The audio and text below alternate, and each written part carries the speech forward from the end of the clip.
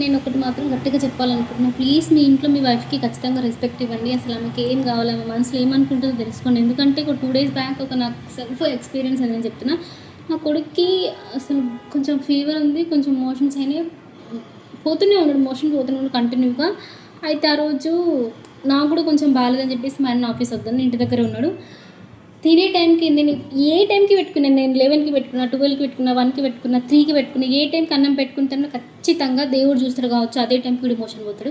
ఎప్పుడు తినే టైంకి నేనే లేచి మళ్ళీ అది క్లీన్ చేసి మళ్ళీ హ్యాండ్ వాష్ చేసుకొని వచ్చి తింటా. ఆ రోజు ఎందుకో నాకు అది చూసి అసలు తినాలని కూడా అనిపించలేదు. చాలామంది అంటారు, మీరు ఇంట్లో ఉండి ఏం చేస్తామా, ఇక చూడండి ఇట్లాంటి పిల్లల్ని అన్నం తినిపించడానికి నేను కూర్చొని 40 మినిట్స్ కంటే ఎక్కువ అయిపోతుంది. వాడు అసలు తినట్లేదు. ఎంత ట్రై చేసినా కూడా వాళ్ళని ఏం అనలేము. ఎందుకంటే వాళ్ళకి ఇంతకన్నా ఎక్కువ గట్టిగా చెప్పలేము, ఏం చేయలేము. వాళ్ళు చిన్నపిల్లలు కాబట్టి అట్లే ఉంటారు.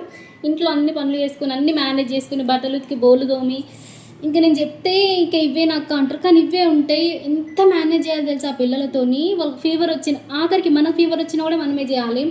వాళ్ళకి ఎట్లున్నా కూడా అన్నీ మనమే చేయాలి. ఇంకా ఆ రోజు నన్ను సపోర్ట్ చేస్తూ నేనేం తినలేదని చెప్పేసి మా హస్బెండ్ తీసుకెళ్ళి మళ్ళీ తినిపించి తీసుకొచ్చిండు. అంటే అదంతా నాకు ఆ రోజు మొత్తం నేను నిజంగానే డిప్రెషన్లో ఉన్న ఆ రోజు. అట్లా అర్థం చేసుకునే వాళ్ళు ఉంటే ఏం కాదు. అర్థం చేసుకోకపోతే మాత్రం ఒక వైఫ్ పరిస్థితి ఘోరంగా ఉంటుంది. మీరు అర్థం చేసుకుంటారని అనుకుంటున్నా. Please respect your wife.